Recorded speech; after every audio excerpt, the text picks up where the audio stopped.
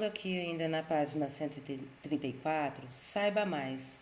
Uma obra clássica é a que, sem deixar de representar a época em que foi escrita, ela continua despertando o interesse dos leitores muitos anos, às vezes séculos depois de ter sido produzida.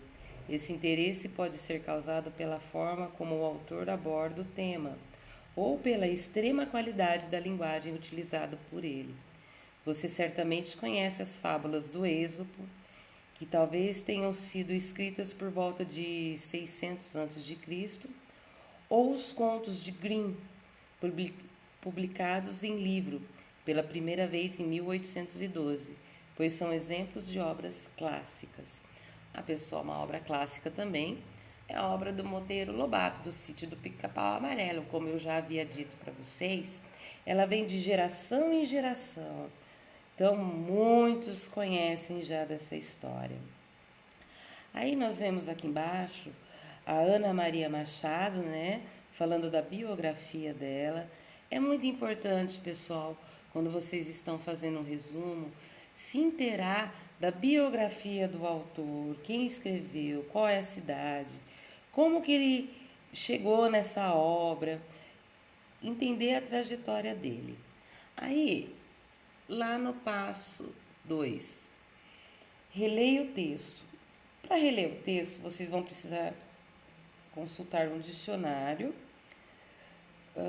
Caso o desconhecimento de uma ou mais palavras prejudique a sua compreensão do texto, avalie se precisará ou não anotar o significado delas.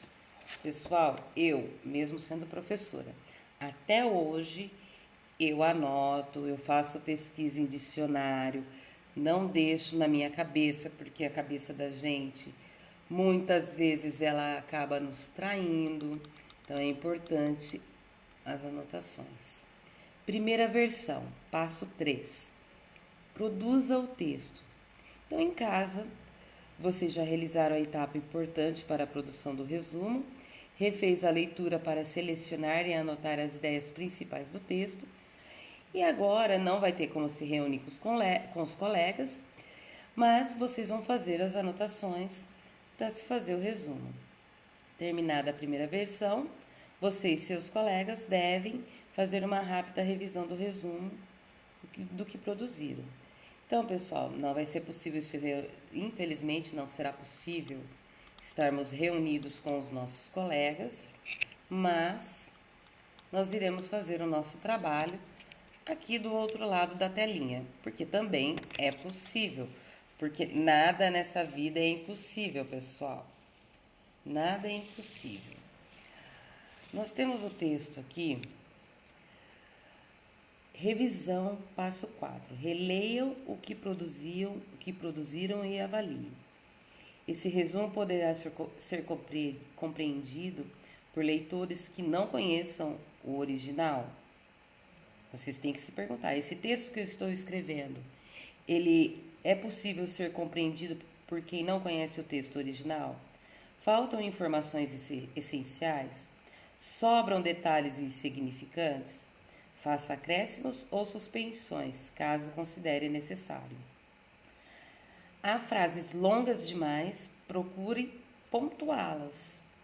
Há frases incompletas ou obscuras, procure reescrevê-las. Há problemas de grafia, acentuação ou concordância, façam a correção. Percebam que vocês mesmos acabam sendo o professor de vocês. Depois que a revisão foi feita, o professor poderá chamar, que não vai ser o caso, né? Não tem como eu chamar vocês. Aí, a hipocondria. Meu cachorro vomitou no sofá. Veja nesse texto ao lado. De novo, ele tem labirinto. O que era isso até uns anos atrás, quando o levei no veterinário. De doença que, na época, meu recém-adquirido animal tinha infecção urinária, epilepsia, asma, rinite, intolerância e aracnofobia. Eu nem sei como esse bicho sobreviveu. Tomava a minha avó doente e vive espirrando e vomitando na casa. Ataca a labirintite e vomita. Ficou muito estressado. Tem crise. Tenho mais tapete, porque cansei dos acessos de espirro. Como livre de aparecer aranhas em casa. Cansei em chamá-la de acabou, fica só Zé mesmo. Farmacêutico achando que tem. Então, aqui nesse texto, pessoal, ele até cortou alguns pedaços do texto, né? Ele grifou aqui que o texto foi escrito vomitou. Ele utilizou o tempo, o verbo no passado. Na época, ele mencionou que veio, foi algum tempo atrás. Tem crise, não é tem crise, tinha crise. Se ele estava falando de vomitou no passado e na época, não é que tem crise, tinha crise. Entenderam? Essas são as formas de se fazer o resumo de um livro. Pessoal, eu já volto com vocês explicando o em casa, ok?